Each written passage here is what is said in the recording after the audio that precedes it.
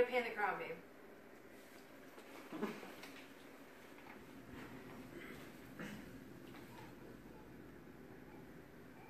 So I'm doing myself in the mirror.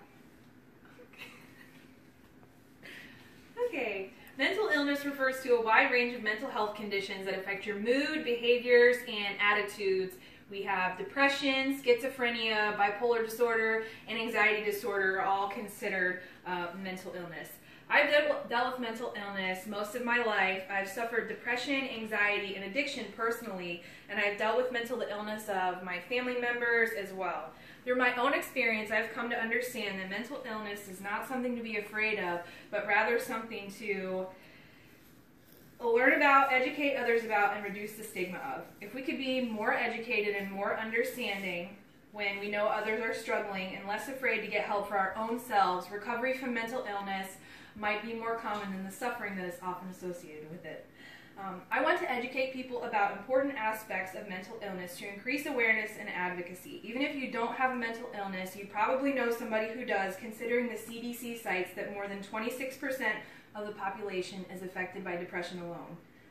Education and awareness are the keys to becoming an advocate for mental illness. The goal of my speech today is to educate and increase awareness about mental illness by discussing 3 important topics: stigma, prevalence, and treatment. The first key to understanding mental illness is understanding the stigma that surrounds it. According to the Scattergood Foundation, stigma is comprised of 3 cognitive and behavioral components: stereotypes, prejudice, and discrimination. Stereotypes are a conventional, oversimplified opinion. The most prevalent stereotype of people with mental health conditions is that they're violent and dangerous, when in reality, only 3% of people with mental illness are violent and dangerous. That means that 97% of people with mental illness are not violent or dangerous. People with mental illness, another common stereotype is that they're incompetent, meaning like they couldn't go to the grocery store by themselves, or they couldn't go to school, or they couldn't take care of their kids, when in reality having a mental illness doesn't mean that you're not able to be competent enough to take care of yourself. It just means you might need treatment to help you get there. The next on the list is prejudice, and the Scattergood Foundation also states that endorsement of stereotypes leads to prejudice. So when you have these ideas that are stereotypes and you allow them to become like a part of your daily thinking, that's what leads to prejudice, and prejudice is an attitude. So common prejudicial attitudes are fear, exclusion, authoritarianism, and benevolence. And when you use those attitudes in your daily life, that leads to discrimination, when you discriminate against somebody that has a mental illness. Authoritarianism could apply to not allowing people with a mental illness to make decisions for themselves, maybe regarding their kids or their bills. Fear and exclusion apply to, if you know your neighbor has a mental illness, you would not invite them over to your house because you're afraid of what they might do. Or if you know your child has a friend at school that has ADD, I don't want that kid to come over to my house. And benevolence prejudice would apply to maybe if a landlord knew that a person had a mental illness, they wouldn't let them rent or be a tenant. Or if you were an employer and you knew that somebody had a mental illness, you wouldn't employ them, you wouldn't give them a job. So all those things are really important, and they can really lead to like a lot of bad things happening for people with mental illness unnecessarily. The NIMH says that stigma leads to poor life outcomes and less willingness to seek help. So the next important idea to understand is prevalence. And according to the National Institute of Mental Health, prevalence is the proportion of a population who have or have had a specific characteristic in a given time period. Prevalence is generally determined by scientists, like they use surveys and all kinds of stuff like that. They'll randomly select a sample from the entire population, and prevalence is the number of people in that group that has the characteristic divided by the total number of people that were in that group. And an assortment of systems and surveys can be used. Sometimes if you're doing, you could just be doing a survey for your doctor's office, or if you're in like a study group or with study medication, they can take your information and pass it on. So some prevalence statistics, when we're talking about prevalence. According to the National Institute for Mental Health, in 2015 there were 43.3 million people with any mental illness. That includes anything from depression to schizophrenia, anxiety. So 43.3 million people. Just over 20% of all children, that's 1 in 5 children, has any mental illness at all. And some people think that maybe just adults get mental illness, but depression, ADHD, and things like that can affect kids too. And then this is a really staggering number. It's reported that 64.2% of inmates in local jails, that's almost 2/3 of the population, meets the criteria for a mental illness. That's off the chain.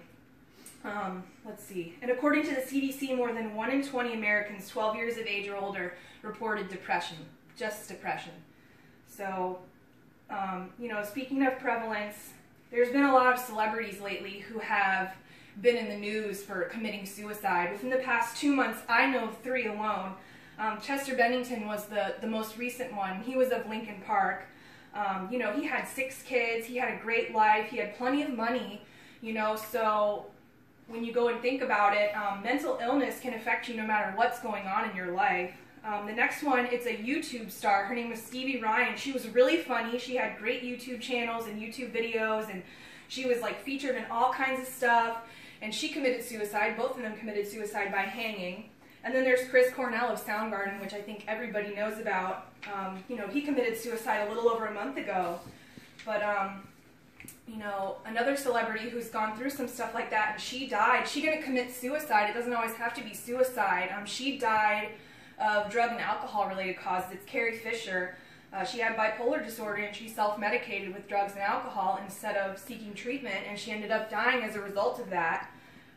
You know, but it's not all negative. There are some positive things you hear in the news about celebrities that have gone through, you know, mental illness and things like that. Buzz Aldrin, the astronaut, Drew Carey, the funny guy, Catherine Zeta-Jones, and Brooke Shields, they all suffered with depression, and they made their struggles public. They sought treatment, and, you know, they got better. They got help. Brooke Shields, I remember, she had postpartum depression, which is really near and dear to my heart. It's something that I think about having children.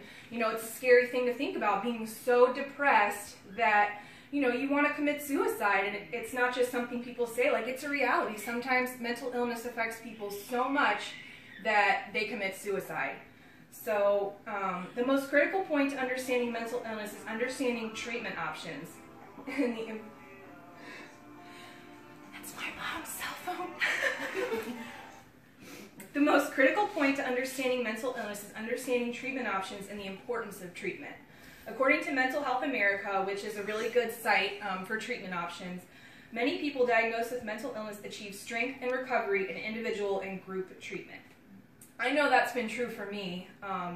The first one on the list is psychotherapy, and psychotherapy is basically where you're going to sit down with a therapist or a counselor, you're going to talk about your problems, you're going to talk about thoughts, feelings, behaviors, you know, all kinds of stuff associated with that, and you're going to learn how to, you know, deal with, you're going to learn coping mechanisms and things like that.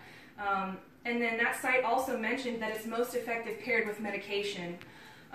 And medication is the next one on the list. And just like psychotherapy, medication is not going to cure all of your problems. You know, if you have a chemical imbalance, medication is going to help balance it out, but it's not going to be the cure-all. You know, you're going to need to have a treatment plan where you combine one or more treatments, and that'll make a big difference. But it also stated that it may help manage mental illness symptoms. If you do have a chemical imbalance and you just try to go to therapy, it's not going to be enough. And the last one on the list is support groups, which I'm a big fan of. I take part in support groups all the time. And a support group is where members guide each other through the shared goal of recovery. It's peers that share similar experiences. I know for me it's really helpful to sit in a group of people that have been through the same type of things that I've been through. So if I have a problem, I can come in, I can share what my problem is, and then other people can give me their feedback or how they made it through. It's been really helpful in giving me a lot of hope and making me feel like I'm not alone. I feel like a big part of mental illness is feeling like you're the only person who's struggling, or you're the only person who has it. It's not okay for you to say anything, and that's just not the case. And the National Institute on Mental Health states that just over half, which is 58.7% of the adults in the United States with serious mental illness receive treatment for mental health problems. That means that a little bit less than half the people that have a mental illness are walking around untreated. Possibly undiagnosed, but definitely untreated. So in closing, the 3 major facets of understanding mental illness are stigma, prevalence, and treatment.